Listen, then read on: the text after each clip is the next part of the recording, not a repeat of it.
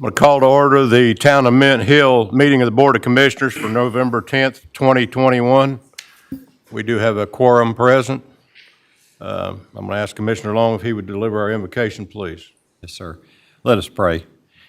Dear Lord, as we come before you tonight, thank you for a beautiful day you've given us. Thank you for all the people that have shown up here as we discuss the town business. And please watch over them as we enter this month of Thanksgiving when we reflect on how we've been blessed in such a wonderful community.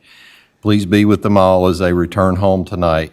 We ask this in your name, Jesus Christ. Amen. Amen. Amen. Please join me in the Pledge of Allegiance. I pledge allegiance to the flag of the United States of America and to the republic for which it stands, one nation, under God, indivisible, with liberty and justice for all. Thank you.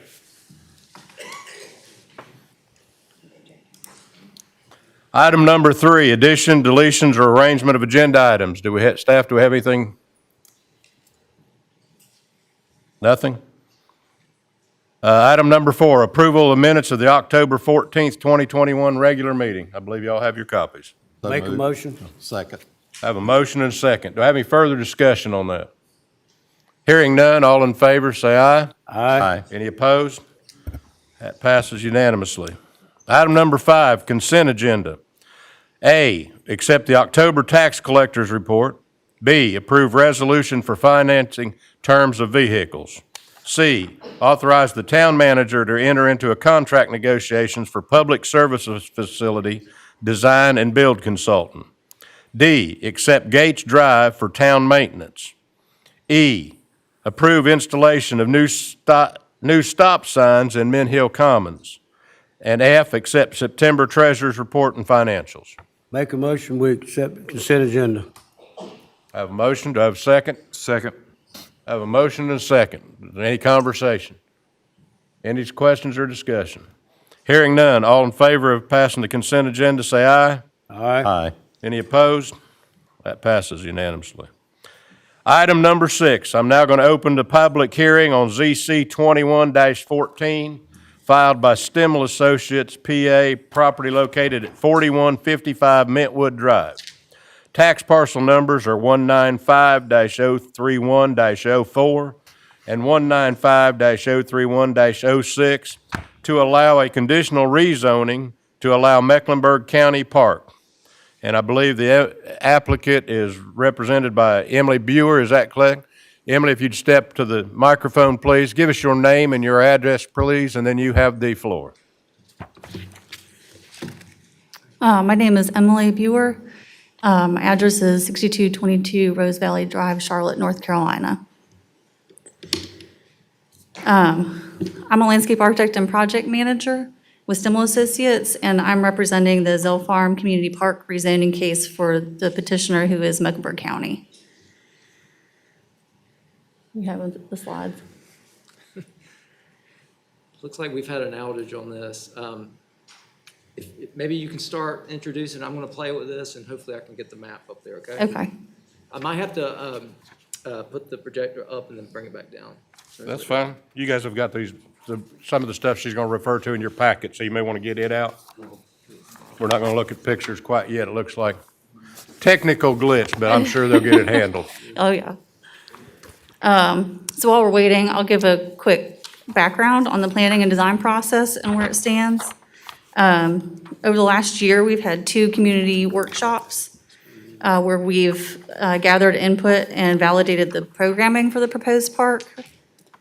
Through those meetings, we were able to engage with community members, understand what they want to see in the park, listen to what was important to them, and develop a new plan that meets the current needs and will hopefully be a long-term asset for the community in the town of Mint Hill. The current schedule for rezoning of this project is for the plans to go before the planning board on November 15th at 6 p.m. And then with the Board of Commissioners currently scheduled to render a decision on the zoning request on December 9th at 7 p.m.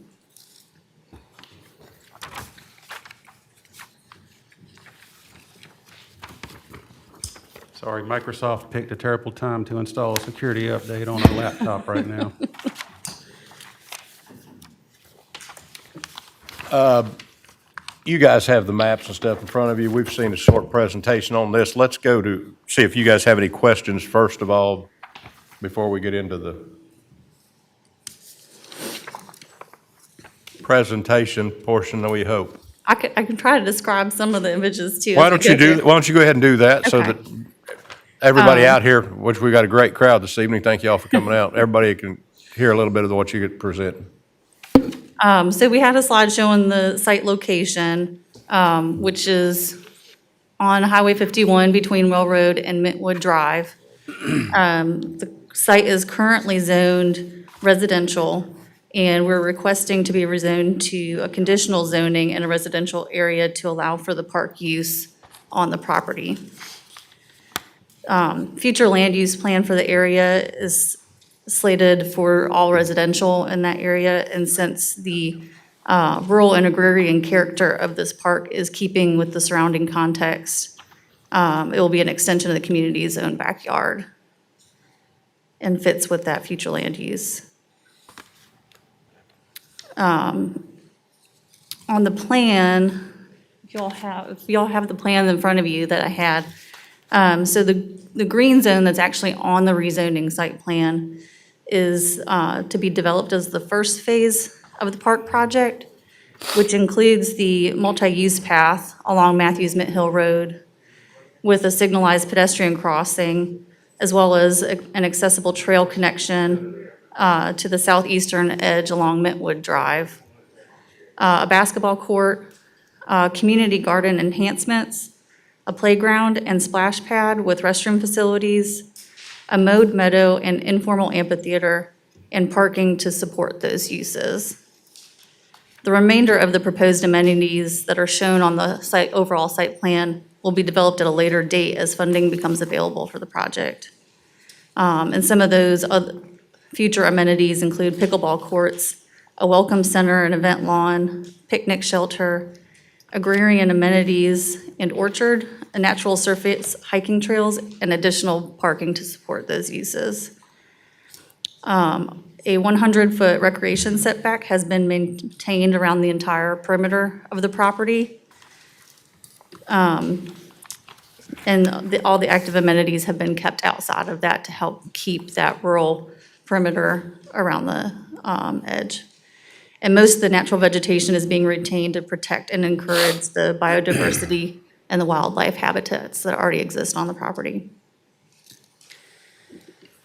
We had a slide that showed the technical data sheet and notes and some of the architectural character, which the proposed building materials will be earth tone and humble materials designed with and complementary to the land and indicative of the historic rural nature of the area. The requested exceptions as part of the conditional rezoning. Petitioner is requesting an exemption from the requirement dictating that sidewalks must be installed along all public streets and are proposing the following instead: that the 12-foot wide multi-use path along Highway 51 frontage will include a sidewalk easement where the path alignment is located outside of the public right-of-way so that it is and remains a public sidewalk, basically a 12-foot wide multi-use path. And then an accessible trail network internal to the park that connects the building entrances to the multi-use path and to a pedestrian access point in the southeastern corner of the property along Mintwood Drive for access from the neighborhoods to the south. The petitioner is also requesting an exemption from the requirement dictating that curb and gutter must be installed along all public streets due to the existing road infrastructure being ditch cross-sections. Installing curb and gutter would increase and concentrate the stormwater runoff onto adjacent properties instead of continuing to allow it to infiltrate through vegetated conveyances. The petitioner is also requesting an exemption from the requirement dictating that street trees must be installed along all public streets and proposing instead to preserve the majority of the existing vegetation along the front and side street property lines in lieu of planting new trees so that the rural and agrarian nature of the property as viewed from the public way may be retained. And finally, the petitioner is requesting the allowance for the park to be developed in a phased manner as generally presented on the rezoning site plan, allowing the petitioner 5 years from the date of zoning approval to commence efforts in development in accordance with the approved plan. And that covers everything I had in the All presentation. right, we're gonna break away from our normal routine here a little bit, so I'm gonna let you guys ask any questions that you might have, and I would ask that you ask any questions that you might have that would help better educate the public who can't see the pictures yet, but I got a feeling they're coming and we may get them yet, so. Commissioner Holton? I know a big level of concern for the public was that the existing community garden stay where it is, and I guess that's the understanding that that is not moving, correct? Correct. The existing community garden will stay where it is. We are proposing to provide a new perimeter fence around it and provide material storage and a tool shed as well to enhance the existing Gotcha. conditions.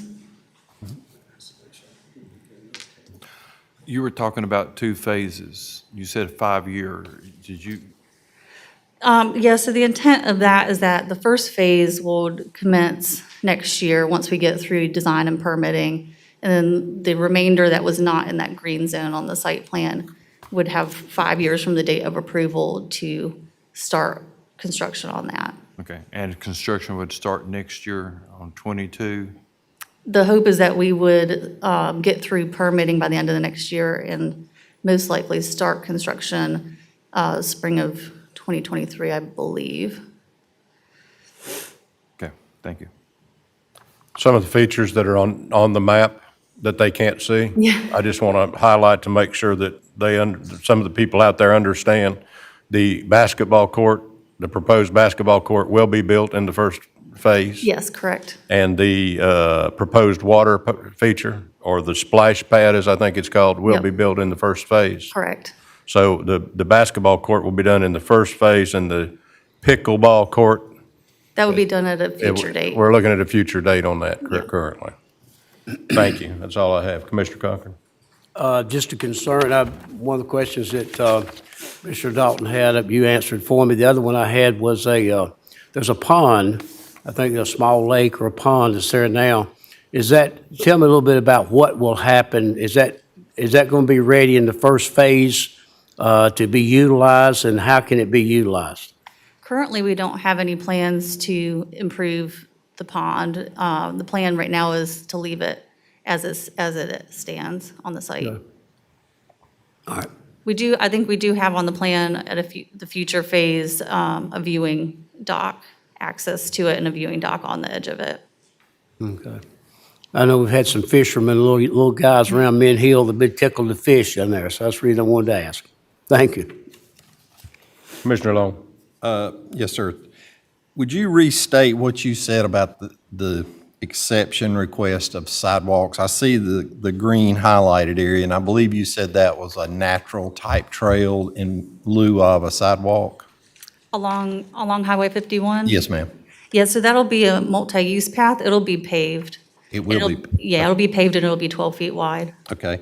And also, you mentioned the 100-foot buffer around the perimeter, and you used a word, I don't remember, I didn't get it written down. Recreation buffer.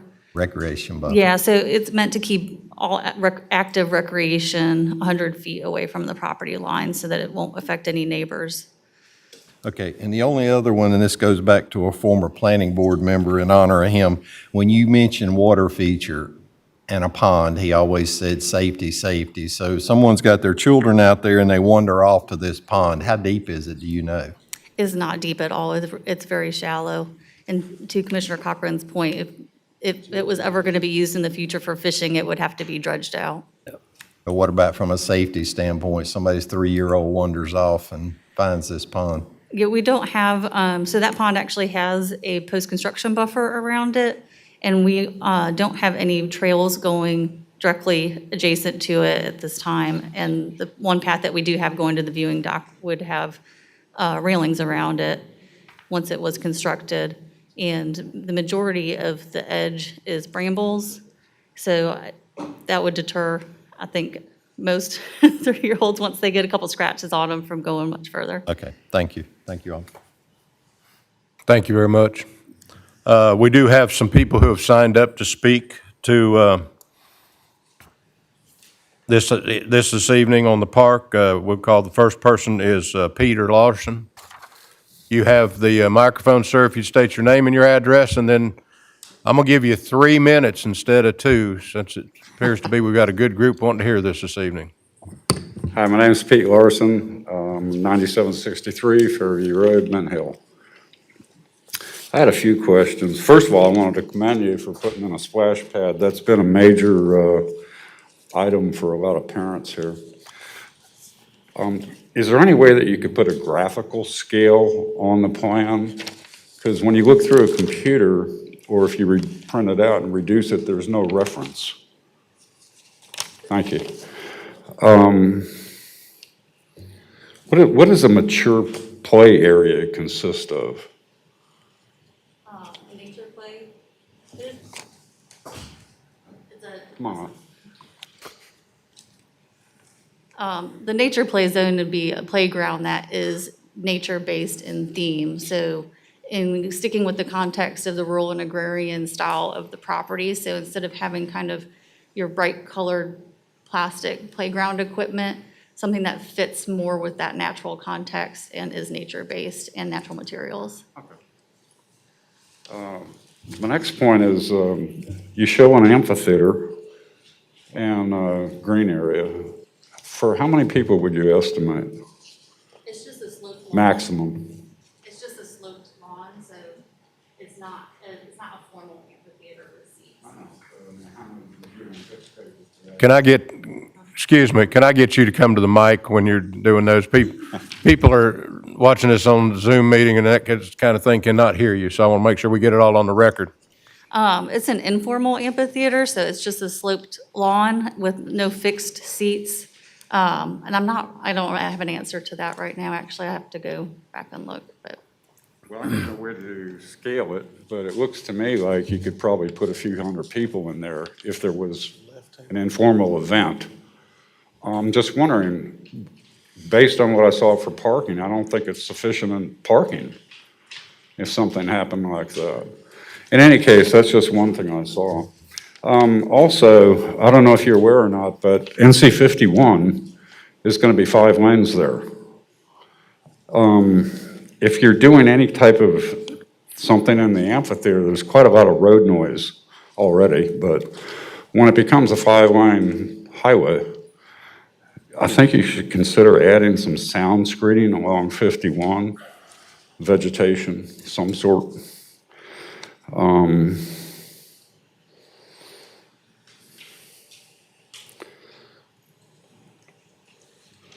That's it. That's all I've got for questions. Thank you, sir. Appreciate it.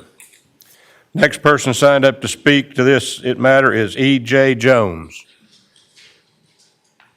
Please state your name and your address for the record, and then you have 3 minutes, sir. Not long enough. E.J. Jones, I live at 9620 Broken Arrow Court here in Mint Hill. I've been a gardener out there since day one. We have taken part in several meetings starting in 2021 with Jim Williams, who's the so-called project manager. He had 2 plans, Plan A and Plan B, and you can still see them on the website.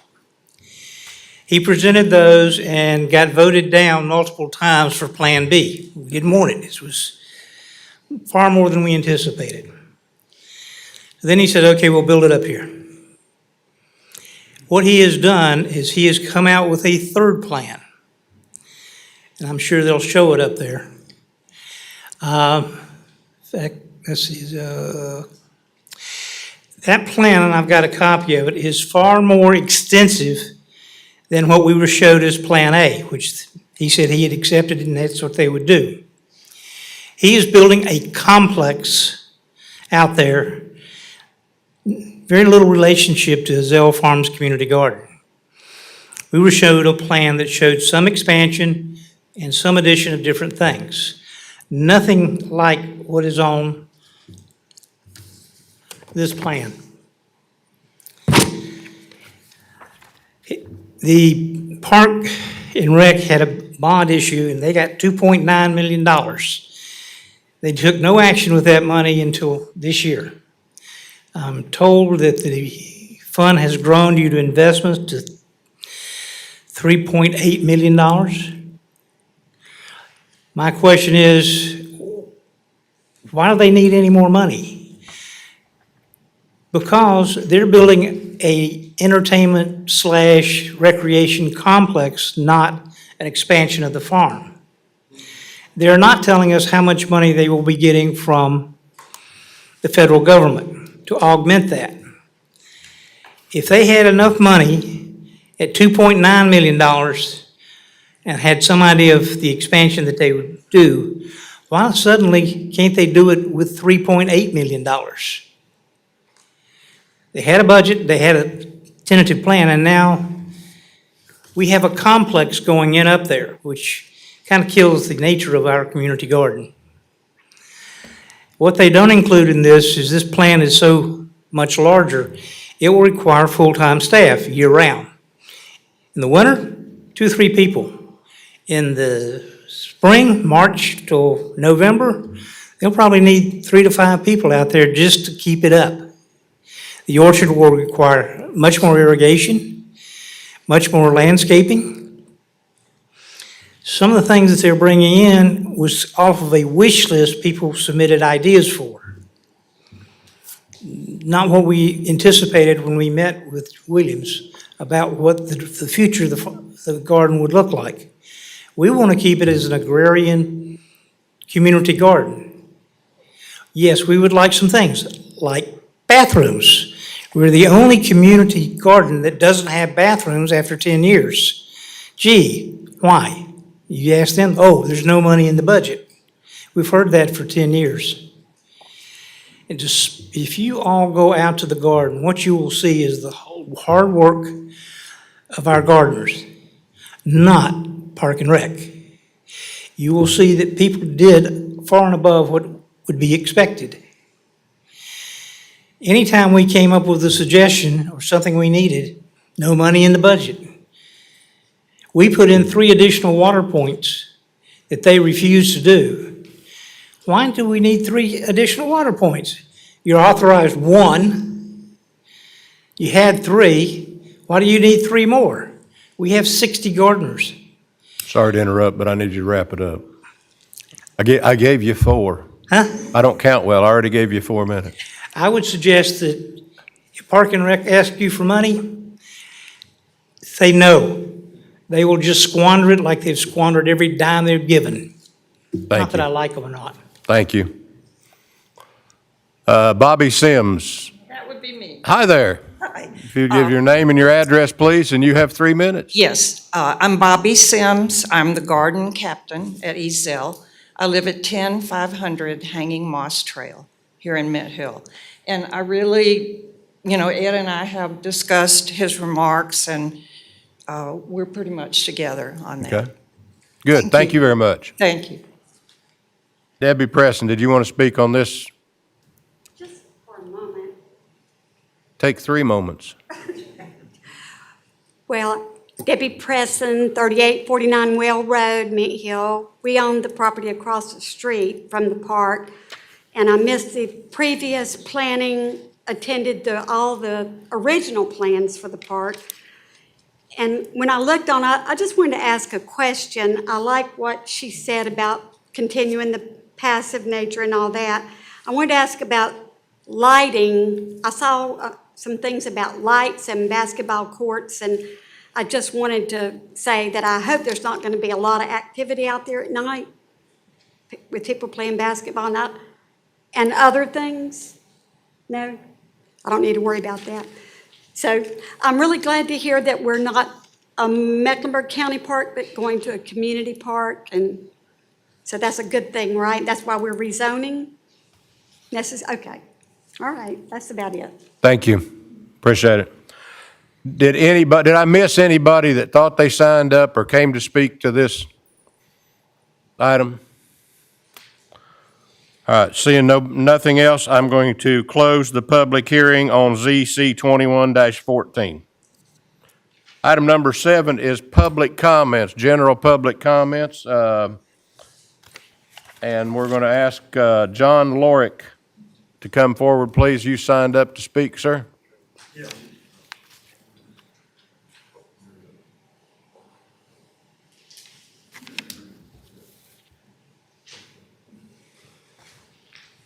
Go ahead.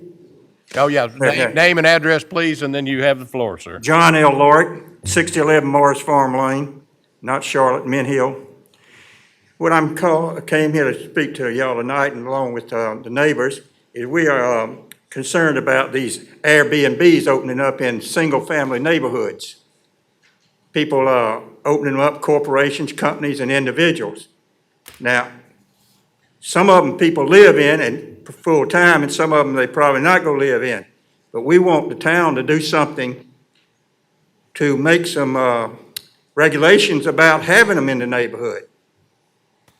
And also, you need to look into some of these that's hospice places that opening up in single-family neighborhoods. I'm all for hospice, but I'm not for them in the neighborhoods where the people live. I was transferred back to North Carolina over 43 years ago, and I was required to live in an area that was on the same telephone exchange, and I sure wasn't gonna live in Charlotte, so we moved here to Mint Hill. Now Mint Hill's changing so much, and all these companies are coming in here and changing everything, where the single-family residents are kicked to the back burner. And we'd like for y'all to do something about it to prevent them from coming in here and ruining the neighborhoods. Thank you. Thank you, You sir. got any questions?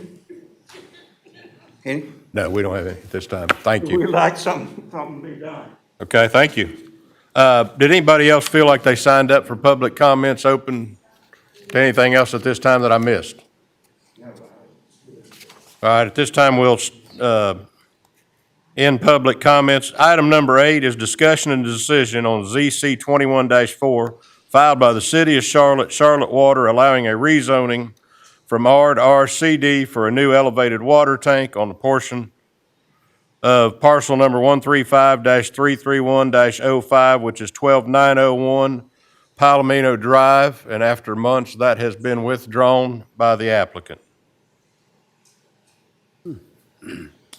Item number 9, discussion and decision on property located at 14250 Cabarrus Road, 11026 Tyler Brook Lane, and 11032 Tyler Brook Lane, tax parcel number 139-401-02 to be considered for annexation by the town. Do I have a motion? So moved. Second. I have a motion and a second. Do we have any discussion on that? Anything we need to know on that, Michelle, is everything? Hearing no further discussions or questions, all in favor of approval, say aye. Aye. Any opposed? Item number 10, I'd like to turn the podium over to Major Hall at this time for a special recognition.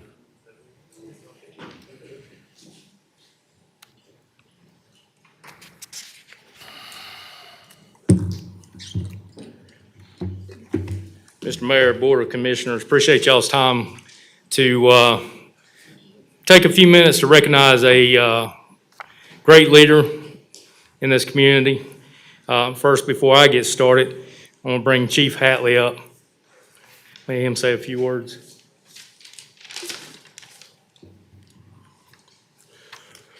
Thank you, Mayor, Town Council.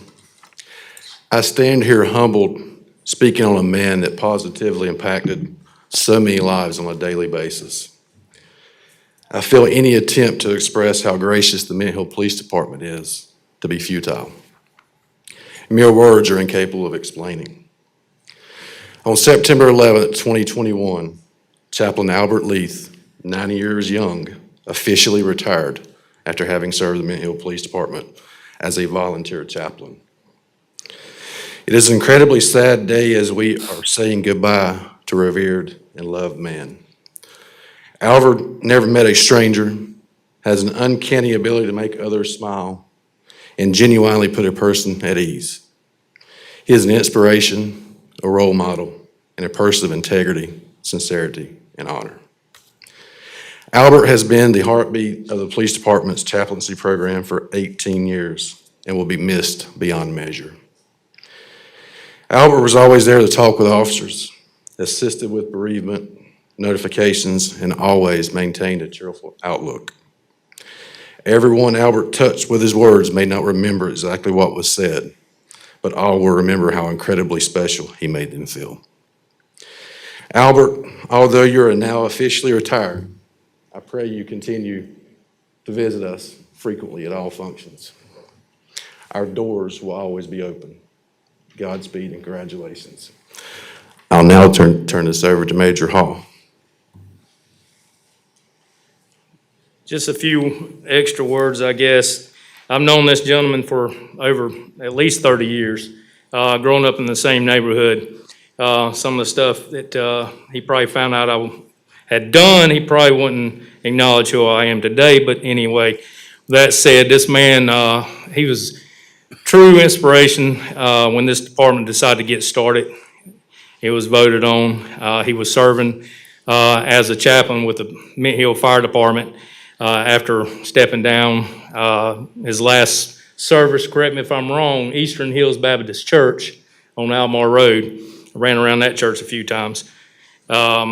His service continued with the police department back starting in July 2003. He came on board with Chaplain Bill Shiver, if those that remember him, the late Bill Shiver. He was instrumental in getting the chaplaincy program started for us, which was a much-needed program. He was instrumental, Chaplain Leith was instrumental in keeping the program afloat with training new pastors over the time. Some of those pastors left to seek other endeavors, but he continued to stay on and help when and where needed. His kind and gentle spirit was observed by everybody he encountered, cultivating empathy and understanding that the world doesn't revolve around his perception of reality, always willing to give and lend an ear. He was away with words. I've been on several calls with him. Unfortunately, some of the tasks we undertake is delivering death notifications, and he was instrumental in just the words that he expressed made people feel at ease and comfort with him just being there. Chaplain Leith is a remarkable man. He's just unselfish. He served this department very well and this community very well, and we're going to miss him. But like Chief said a minute ago, our doors are always open to you. And I know when he turned 85, or when he turned 80, he told me that, he said, well, I think I'm gonna retire. I said, no, we need to keep on going. So 85 hit. He said, I think I'm about ready to go. And I said, no, you got about 5 more years. So I kept pushing and pushing and pushing, but we can't express the words that we really feel about you, Chaplain Leith. We greatly appreciate it. It's been an honor to be beside you, to serve with you, and your service is going to still continue in our department. We appreciate you. So if you would like to come up here, we got something else to give to you.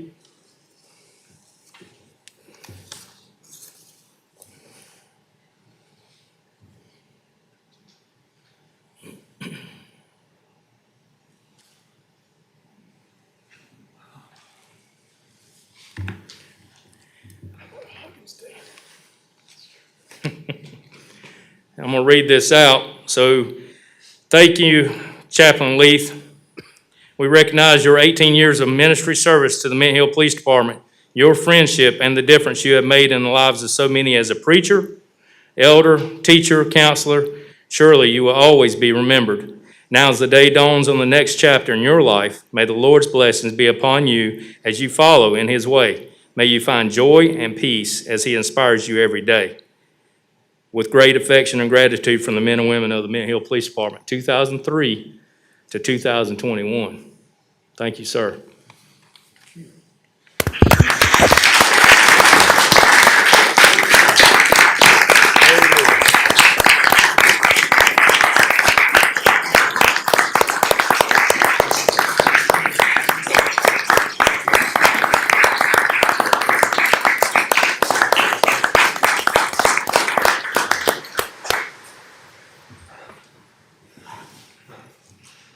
I would like to say what great pleasure it has been to serve Mint Hill and in all the capacities that have been thrown around. It's been a wonderful 20 years with the fire department, 18 years with the police department, but all those years with the people of Mint Hill. They have meant so much to me as we have shared in their lives, most of the time in tragedy, but all the time in love. And I just want to thank the council and the people of Mint Hill for the great influence that they have had in supporting me and in sharing with me in all these years. Thank you.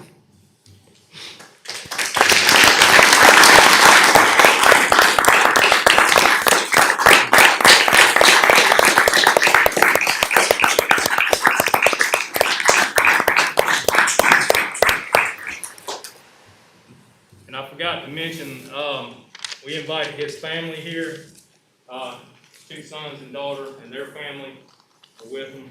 David, of course, the fire chief, Tim, and then Christy, and the rest of their family. Appreciate y'all being here.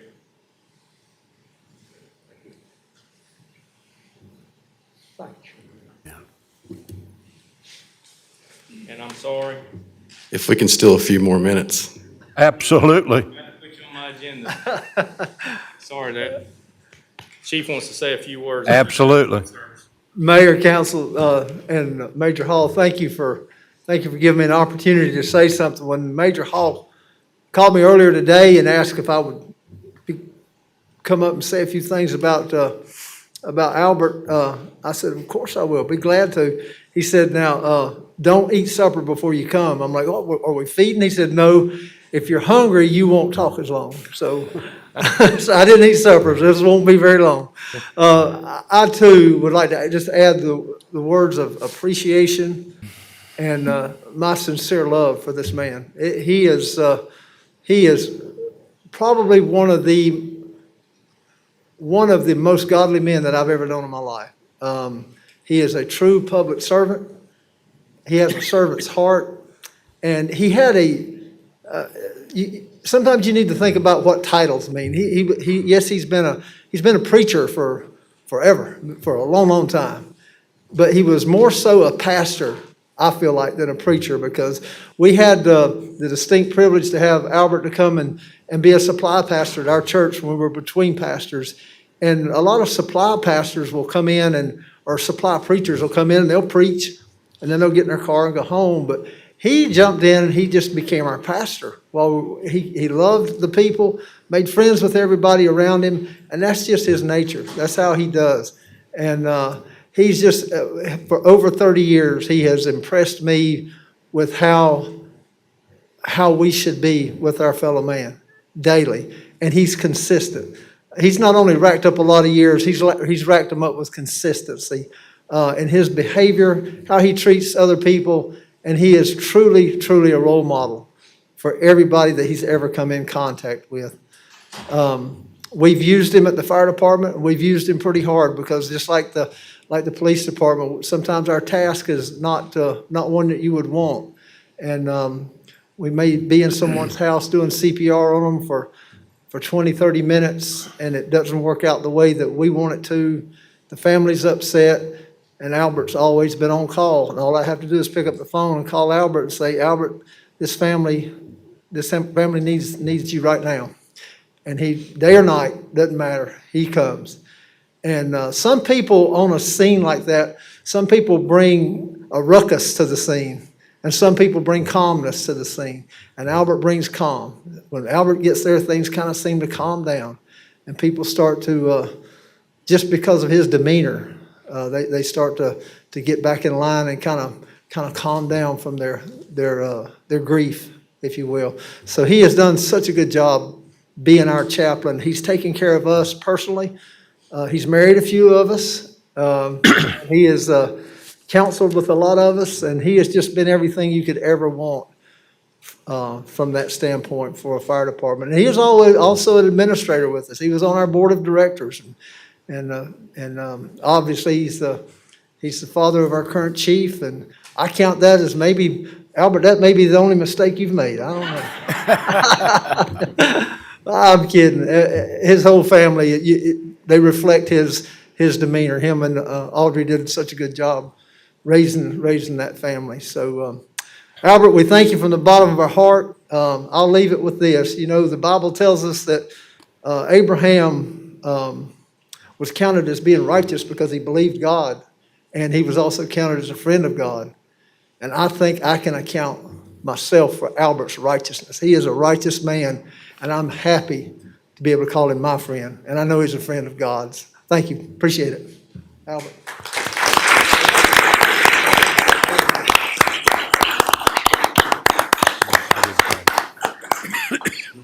For us facing that way, it's a direct reflection on the man when they open the doors back there and you see him lined up all the way to the fountain from here, wanting to be here for that special occasion. So thank you, sir, for your service.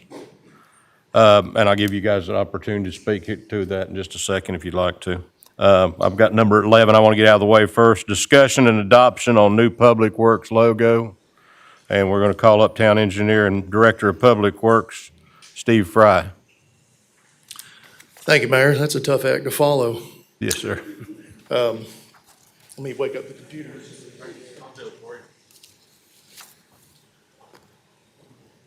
Since I came to Mint Hill in 2015 and began working with our fine Public Works Department, I have wanted to give them a source of ownership, branding, instill a sense of pride and belonging to the department. And one of those, a good way to do that is a logo. So I've had some draft sketch iterations over the years, and I finally got it to come to fruition through, I put in my memo there, leveraging personal resources. I entered into an agreement with a fantastically gifted woman 15 years ago with some vows. My wife is a graphic designer by trade, and she took my stick figures and crazy ideas and turned it into the logo that I present before you now. So my goal was to present something that would reflect our department professionally and reflect well in front of our residents. Signify the core services of what our Public Works Department does. And like I said, instill a sense of pride, belonging, and ownership among our staff.